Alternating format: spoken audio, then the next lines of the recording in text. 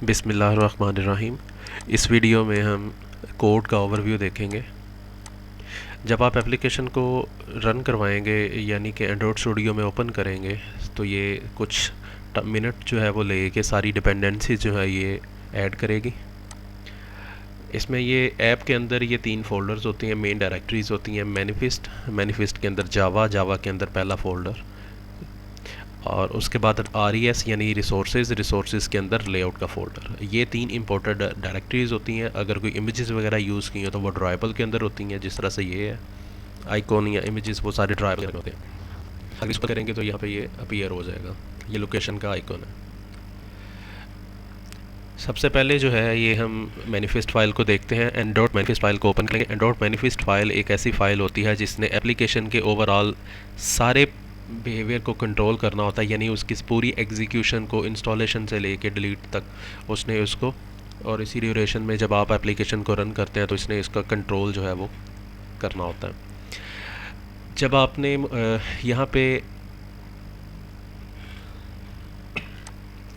यहाँ पे 2 permissions add हैं, फाइन लोकेशन की और कोर्स लोकेशन की, क्योंकि इस एप्लीकेशन में हमने करंट लोकेशन जो है वो और लोकेशन जितनी भी लोकेशन ऐड करेंगे उनके कोऑर्डिनेट्स गूगल मैप के थ्रू जो है वो हमने प्रेजेंट करने हैं, तो उसके अकॉर्डिंग ये 2 परमिशंस डिवाइस को ऐड करवाएंगे। इसके बाद यहाँ पे लेबल एप्लीकेशन जब बाय डिफ़ॉल्ट रन होगी तो उसका क्या लेबल शो हो रहा होगा, ये प्रोजेक्ट नेम के अकॉर्डिंग टूरिस्ट ऐप के नाम से आएगा। इसके बाद अगर इसकी कोई डिफ़ॉल्ट थीम है, अगर हमने डिफ़ॉल्ट कोई कस्टम थीम बनाई है तो वो बाय डिफ़ॉल्ट जो है ये इसकी खुद ही थीम जो है आ जाएगी। इसका जब लॉन्चर आइकॉन है वो उसके अकॉर्डिंग ये रिप्रेजेंट होगा। अगर हम इसको ओपन करते हैं तो ये इसके अकॉर्डिंग ओपन हो जाएगी। तो ये आइकॉन जब एप्लीकेशन इंस्टॉल होगी तो मोबाइल पे शो होगा। हमने क्योंकि इस एप्लीकेशन के अंदर गूगल मैप API यूज़ करनी है तो उसके लिए ये एक मैप API की जो है ये हमें गूगल मैप API यानी उसके इंटरफेस पे जाके तो हमें ये यहाँ पे क्रिएट करवा के तो यहाँ पे इसको पेस्ट करना पड़ता है। इसके बाद एक्टिविटी टैग के अंदर जितने भी हमने ये फ्रंट एंड पे जितनी भी हमने एक्टिविटीज़ यानी कि यूज़र इंटरफेस बनाने हैं वो सारे एक्टिविटी नेम के अकॉर्डिंग यहाँ पे आएंगे। ये 4 लाइंस का कोड जिस एक्टिविटी के अंदर जिस टैग के अंदर पेस्ट होगा वो उसको बाय डिफ़ॉल्ट मेन एक्टिविटी के तौर पे मेन एक्टिविटी या लॉन्चर एक्टिविटी के तौर पे सबसे पहले रन करवाएगा जब हम इस एप्लीकेशन को रन करवाएंगे। तो हमारे पास सबसे पहले जो है वो स्प्लैश स्क्रीन चल रही है। स्प्लैश स्क्रीन को ओपन कर लेते हैं। तो स्प्लैश के ऊपर हमारे पास यहाँ पे इसका बैकएंड कोड होगा। बैकएंड कोड हमारा जो है वो जावा में इसकी ये C आइकॉन के साथ हमारे पास आ रही हैं, यानी कि ये जावा की क्लास फाइल्स हैं। और किसी भी क्लास के अंदर अगर हमने सेट कंटेंट व्यू r.layout तो ये R जो है ये बिलोंग कर रहा होता है रिसोर्सेज को, जो कि ये हमारे पास डायरेक्टरी है। इसके अंदर लेआउट का फ़ोल्डर है तो ये लेआउट का फ़ोल्डर, और इसके अंदर एक्टिविटी स्प्लैश के नाम से फ्रंट एंड है। जब भी हम कोई यूज़र इंटरफेस क्रिएट करते हैं तो उसमें हमारे पास 2 किस्म की फ़ाइल्स बनती हैं। एक तो फ्रंट एंड की लेआउट की फ़ाइल जो कि .xml में होती है, और बैक एंड की फ़ाइल जो जावा में होती है। तो ये इस पे ये कर्सर इस तरह से ब्लिंक हो रहा होगा, ये टेक्स्ट व्यू लगा हुआ है, और टेक्स्ट व्यू के साथ हमारे पास ये एक इमेज आइकन लगा हुआ है। अगर इसका हमने कोड देखना हो तो स्प्लिट पे या कोड पे क्लिक करके हम इसको देख सकते हैं।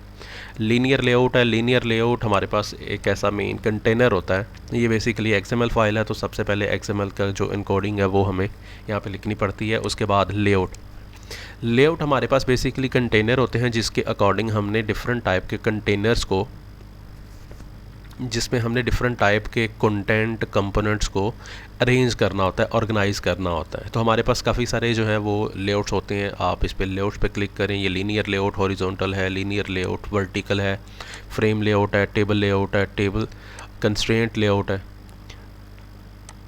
तो ये हमारे पास डिफरेंट टाइप के कंटेनर जो हैं वो मिल रहे होते हैं। इसमें ये ग्रिड लेआउट है, ग्रिड व्यू है, रिलेटिव लेआउट है। तो ये सारे डिफरेंट टाइप के लेआउट्स हमारे पास होते हैं। इस लीनियर लेआउट पे हमने इसको लेआउट विड्थ जो है ये बताई कि ये लेफ़्ट टू राइट, ये ब्लू लाइन आ रही है साइड पे, तो ये बेसिकली लेफ़्ट टू राइट ये इसकी विड्थ होगी। तो विड्थ क्या है, मैच पेरेंट की, यानी कि जितनी डिवाइसेस स्क्रीन होगी अवेलेबल वो उसके अकॉर्डिंग इस पे लेफ़्ट टू राइट होगा। हाइट मैच पेरेंट है तो यानी कि टॉप टू बॉटम जितनी भी इसकी विड्थ स्क्रीन की जिस पे ये एप्लीकेशन रन हो रही है वो उसकी पूरी स्क्रीन को ले लें। इसी बाद ये हमारे पास पेरेंट लेआउट लीनियर लेआउट है, इसको हमने बाय डिफ़ॉल्ट इसको हमने मैच पेरेंट कर लिया और इस पे हमने बता दिया कि ये स्प्लैश नाम की जो बैकएंड फाइल है कॉन्टेक्स्ट ये इसके साथ हमने अटैच करवा दी। इसके बाद हमारे पास पेरेंट लेआउट लीनियर के अंदर हमने एक और लीनियर लेआउट जो है वो ड्रॉ किया है, उसके अंदर हमने उसको बताया कि ये इसकी विड्थ जो है ये मैच पेरेंट और हाइट भी जो है ये मैच पेरेंट और ग्रेविटी यानी कि इसके अंदर ये जो कंपोनेंट हैं 1 2 3 ये बाय डिफ़ॉल्ट सेंटर में हों, यानी लेफ़्ट टू राइट भी सेंटर में और वर्टिकली और हॉरिजॉन्टली दोनों तरह से, यानी top to bottom left to right ये सेंटर में आ जाए। मार्जिन अगर हम इसको 10 कर दें तो ये बाहर की तरफ जो है वो स्पेस देगा किसी दूसरे कंपोनेंट के तरह, तो ये हमारे पास मार्जिन होता है। दूसरी चीज़ हमारे पास पैडिंग होती है, पैडिंग कंटेंट यानी कि ये कंटेंट और ये दूसरा कंटेंट, इस कंटेंट के जो बॉर्डर है इसके अंदर जो जगह है ये जो स्पेस एम्प्टी आ रही है ये हमारे पास पैडिंग होती है। ग्रेविटी उसके बाद इसकी ओरिएंटेशन है, लीनियर लेआउट की दो प्रॉपर्टीज़ होती हैं, यानी दो तरह से उसमें डेटा जो है वो कंपोनेंट जो है वो ऑर्गेनाइज़ किए जा सकते हैं, या तो लेफ़्ट टू राइट यानी कि हॉरिजॉन्टल और दूसरा वर्टिकल। तो ये वर्टिकल यूज़ हुआ है, अगर हम इसको हॉरिजॉन्टल कर देंगे तो ये लेफ़्ट टू राइट इनको कर देगा। तो वर्टिकल यानी कि लेफ़्ट ये टॉप टू बॉटम जो है इनको ऑर्गेनाइज कर फॉर्म में स्टैक फॉर्म में डिस्प्ले करते हैं। इसके बाद इमेज व्यू है, तो इमेज व्यू पे हमने ये आईडी लगाई है, जब भी आपने इसको बाय कोड यूज़ करना हो यानी स्प्लैश में से हम इसको चेंज करना चाह रहे हैं तो हम इसको ये फॉर एग्जांपल जिस तरह इमेज है तो इस पर हमने ये एनिमेशन लगाई है, तो ये इसको यहाँ से हम इसको आईडी भी देंगे। इसके बाद हम मैनुअली इसको डीपी एसपी के थ्रू हम लेआउट विड्थ और हाइट जो है ये मैनुअली डीपी और पिक्सेल्स में भी दे सकते हैं। इसमें डिफरेंट ऑप्शंस होती हैं, एसपी, डीपी, पीएक्स और मैच पेरेंट, रैप कंटेंट और मैच पेरेंट ये दो हमारे पास डिफ़ॉल्ट होती हैं। इसमें अगर हमने रैप कंटेंट कर दिया तो इसके अंदर जितना भी कंटेंट होगा, जिस तरह ये हाइट है तो इसकी हाइट फिक्स है। अगर हम इसको भी रैप कंटेंट कर दें तो जितना उसके अंदर टेक्स्ट है वो टेक्स्ट के अकॉर्डिंग आएगा, लेकिन हमने इसको क्योंकि लेफ़्ट टू राइट इसकी प्लेसिंग करनी है तो हम इसको मैच पेरेंट कर देते हैं। तो ये इसमें डिफरेंट प्रॉपर्टीज़ जो हैं हमने इस पर ऐड की, तो ये हमारे पास कंप्लीट हो गया। अब हमने इस पर ये एनिमेशन लगाई, एनिमेशन हमने IMG वाले पे लगा दी, यानी कि ये आइकन पे जब इस पे एनिमेशन लगा दी तो ये स्प्लैश स्क्रीन हमारे पास 4 सेकंड के लिए जो है वो रन होगी। जैसे ही ये 4 सेकंड पूरे होंगे, ये मिली सेकेंड्स है, 1 सेकंड के अंदर 1000 मिली सेकेंड्स है, तो वो 4000 मिली सेकेंड जो है वो एग्जीक्यूट करेगा और उसके बाद ये इंटेंट के थ्रू ये इस रजिस्टर एक्टिविटी को ओपन कर देगा, यानी कि इस फाइल को। अब जैसे ही ये एक्टिविटी रन एक्टिविटी इंटरफेस पे आएगा तो ये इसका इंटरफेस है। इस पे 4 इनपुट फील्ड्स हैं, ये यहाँ पे भी सारा आ रहा है। सबसे पहले लीनियर है, लीनियर के अंदर एक और लीनियर है, लीनियर के अंदर एक टेक्स्ट व्यू है जिस पे रजिस्टर लिखा हुआ है, उसके बाद एडिट टेक्स्ट नेम है, edit text email address, password और आखिर पे लीनियर लेआउट एक और है। ये हॉरिजॉन्टल है तो इसमें दोनों कंपोनेंट्स लेफ़्ट टू राइट होंगे, बाकी सारे जो है वो स्टैक की फॉर्म में टॉप टू बॉटम होंगे। अब इस इंफॉर्मेशन पे जैसे ही कोई इसका कोड आपने देखना हो तो स्प्लिट पे जाके तो इसका कोड रीड कर सकते हैं। अब जैसे ही इन सारी इन्फॉर्मेशन को यूज़र जो है वो ऐड करेगा तो इन आईडीज़ के अकॉर्डिंग ये जो edit text name, edit text email, edit text address और एडिट टेक्स्ट पासवर्ड इनको रीड करना है। तो रीड करने के लिए रजिस्टर एक्टिविटी के ऊपर इसका जो बैकएंड कोड है उस पर जाके सबसे पहले तो हमें 4 इनपुट फील्ड जो हमारे पास एडिट टेक्स्ट के नाम से होती हैं उनके 4 ऑब्जेक्ट बनाने पड़ेंगे। उसके बाद बटन यूज़ होने हैं तो बटन के 2 ऑब्जेक्ट बने। उसके बाद यूज़र ऑब्जेक्ट है तो ये हमने यूज़र मॉडल क्लास बना ली। मॉडल क्लास बेसिकली आपने जो user defined data type create करनी होती है, जिसके अकॉर्डिंग आप उसका कोई ऑब्जेक्ट बना के, यानी उसका कोई वेरिएबल बना के आप उसमें अपनी मर्ज़ी से जो आपको रिक्वायर्ड स्ट्रक्चर है आप उसके थ्रू उस वेरिएबल का डाटा उसके अंदर स्टोर कर सकें।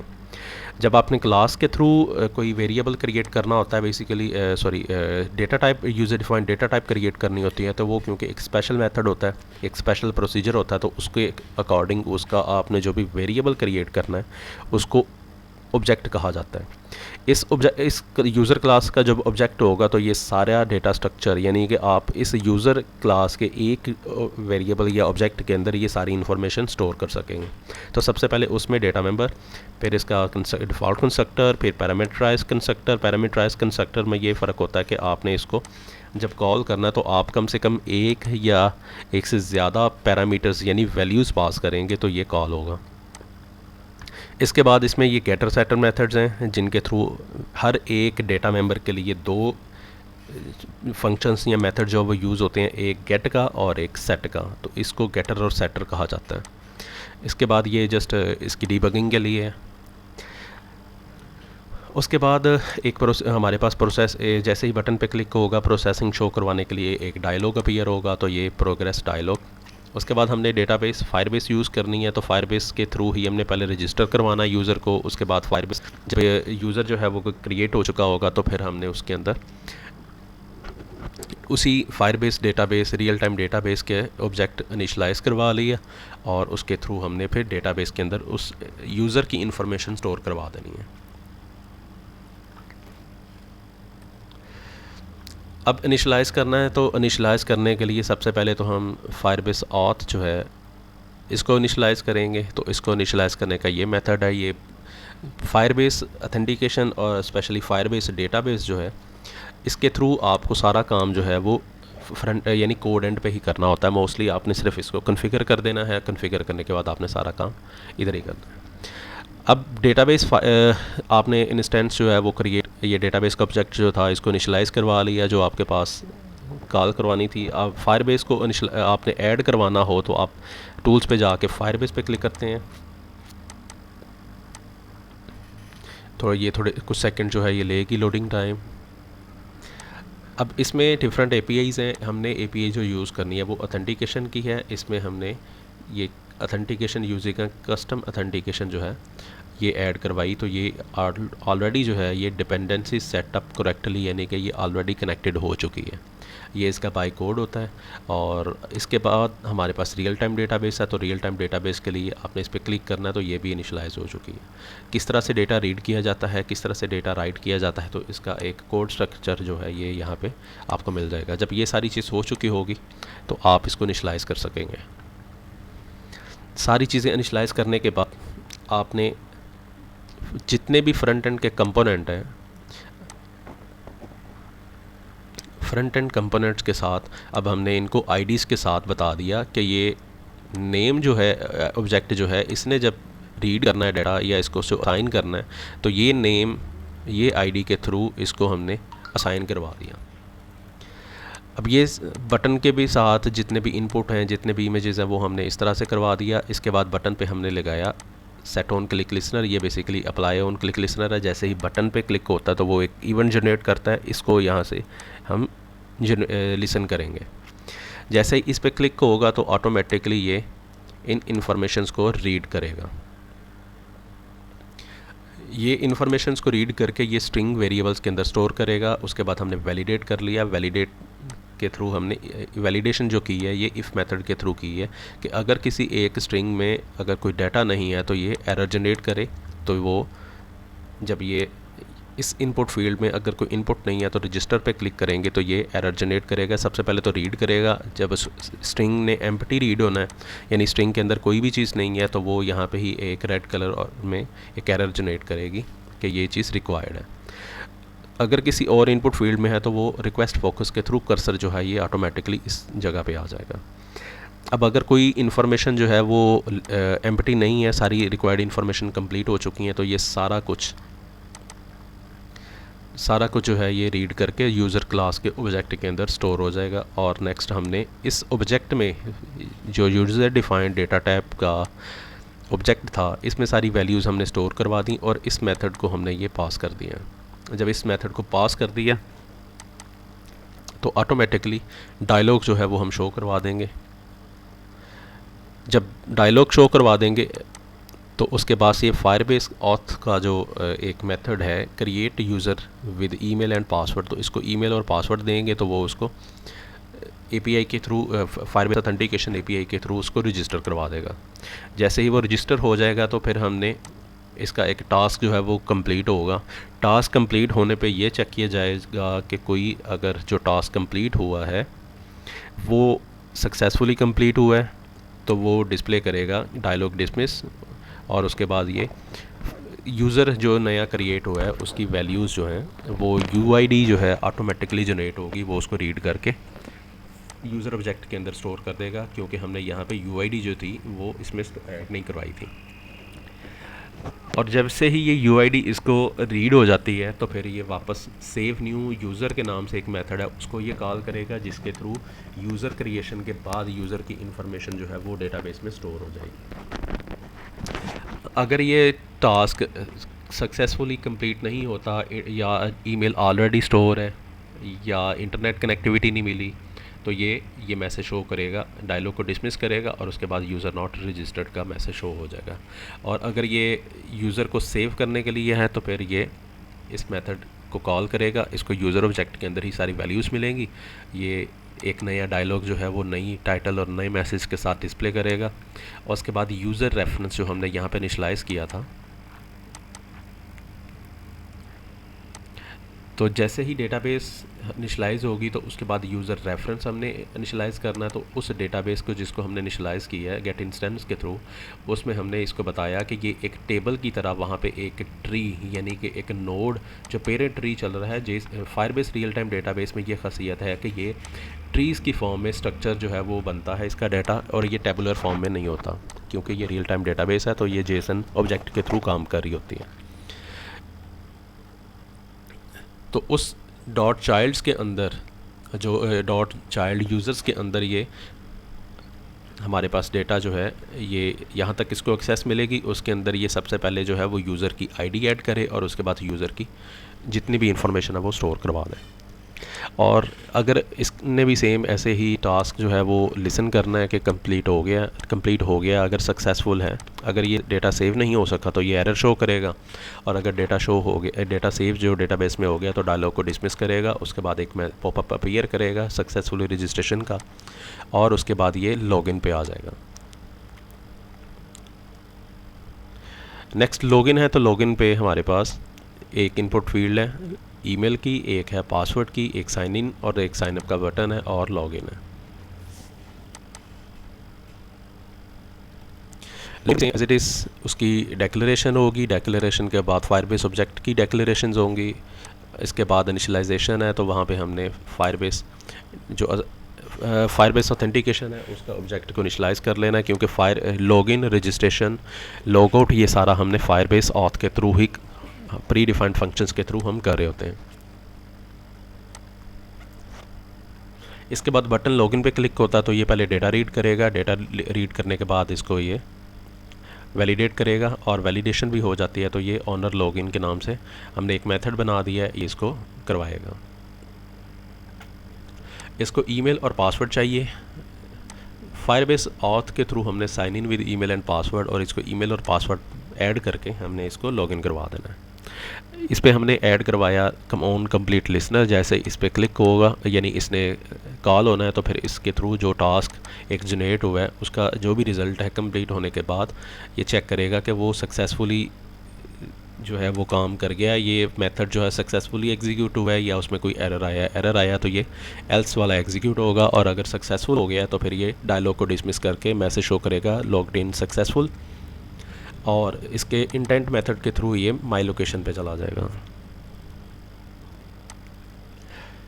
माई लोकेशन जो है इस पर ये फ्रैगमेंट लगा हुआ है जिसके थ्रू इसमें मैप डिस्प्ले होगा।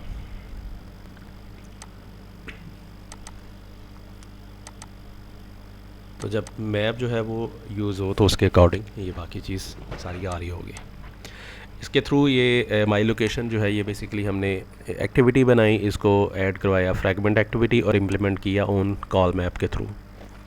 अब इसमें हमने क्योंकि मैप जो लोकेशन है वो हमने रीड करनी है, तो उसके लिए ये लोकेशन करंट लोकेशन के नाम से ये प्री डिफाइंड मेथड है गूगल एपीआई का। उसके बाद फ्यूज़ लोकेशन प्रोवाइडर क्लाइंट है, ये यूज़र की जो करंट स्टेट है या लोकेशन कोऑर्डिनेट्स हैं उसको रीड करने के लिए ये ऑब्जेक्ट है। ऑन क्रिएट मेथड के अंदर हमने इसको कॉल करवा लिया, तो ये उसके अकॉर्डिंग इनको गेट कर रहा है। इसके बाद फेच लोकेशन का मेथड जो है, इसके थ्रू इसको इसने पहले जो है वो ये चेक करना है कि इसको डेटा पे परमिशंस मिली हुई हैं कि नहीं। हमने यहाँ पे एंड्रॉयड मैनिफेस्ट के अंदर इसको 2 परमिशंस लोकेशन रीड करने के लिए दी थी। ये पहले ये चेक करेगा कि ये लोकेशंस इस एप्लीकेशन को सेटिंग्स में जाके मैप सेटिंग में इसको एप्लीकेशन को मैप रीड करने की जो परमिशंस हैं वो मैनुअली और डायनेमिकली जो है वो ऐड की जा चुकी हैं, मतलब कि अप्रूव अलाउ की जा चुकी हैं कि नहीं। अगर नहीं की तो वो उसको लोकेशन को रीड नहीं कर सकेगा, और अगर अलाउ की जा चुकी हैं तो फिर ये उस लोकेशन जो यूज़र की लोकेशन है उसको गेट करेगा, और गेट करने के बाद सक्सेसफुल लिसनर के थ्रू ये इसको नेक्स्ट प्रोसीड करवा देगा। यहाँ पे ये चेक करेगा कि अगर तो लोकेशन जो है वो नहीं मिली किसी भी वजह से, इसमें इंटरनेट कनेक्टिविटी अगर नहीं है तो वो रीड नहीं कर सकेगा, या कोई परमिशंस अगर परमिशंस अलाउ नहीं की तो वो तब भी रीड नहीं कर सकेगा। तो इसके थ्रू ये इसको डिस्प्ले करवाए, और डिस्प्ले करवाने के बाद ये फ्रैगमेंट पे भी डिस्प्ले करवाए। ऑन मैप रेडी पे इसने लैटीट्यूड और लॉन्गिट्यूड के थ्रू हमने लोकेशन जो है करंट यूज़र की वो रीड की, उसमें से लैटीट्यूड और लॉन्गिट्यूड हमने निकाला, यानी जीपीएस कोऑर्डिनेट्स लिए। उसके बाद मार्कर ऑप्शंस ऐड की, और मार्कर ऑप्शन के थ्रू हमने गूगल मैप के ऊपर ये उसकी लोकेशन जो है वो हमने डिस्प्ले करवा दी, और उसको जूम मैप पे जूम जो लेवल है वो 5 कर दिया। अब अगर इसको रिक्वेस्ट नहीं मिली तो ये रन टाइम पे इसको परमिशन जो है वो जनरेट करवाएगा, और जब एप्लीकेशन में अभी अलाउ नहीं किया हुआ तो इस लोकेशन पे आते, इस एक्टिविटी पे आते ही ऑटोमेटिकली वो उसको यूज़र की जो लोकेशन है वो उसको एक्सेस करवाएगा। तो ये इस एप्लीकेशन का सारा कोड का ओवरव्यू था।